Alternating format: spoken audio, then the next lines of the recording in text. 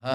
İmanın şərtlərindən birini inkar edənə sıravi şəxs başa salsa, yenə də inatkarlıq eləsə, dindən çıxır əməllər. Vallahi əslində o darurat minəd din. O şeyi kim inkar edirsə birini kafirdir. Ümumən. Lakin müəyyənə gələndə hər halda bilən adam olsun da, bilən adam.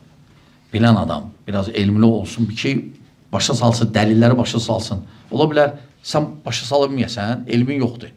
Sən nə deyirsən, belədir, inan. O da ya incidir səndən, ya deyir ki, aşı mən... Amma bilən adam, elmli adam danışsa, bəlkə də tələsmək lazım deyil. Amma təhlükəli haldır.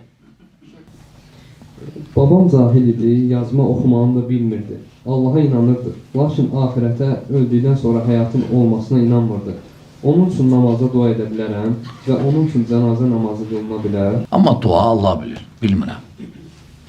Çünki hələ ölübsə. Fəzilətli şeyx, Allah sizi müvəffəq etsin. Bu sualı verən deyir, Avropa ölkələrindən birində yaşayan, özünün müsəlman olduğunu qəbul edən, lakin qiyamət gününü inkar edən və ya ona şübhə edən kəs cahillik səbəbilə üzürlü sayılırmı? O deyir ki, kim qiyamət gününü inkar edərsə və ya ona şübhə edərsə, kafirdir. O, kafirdir.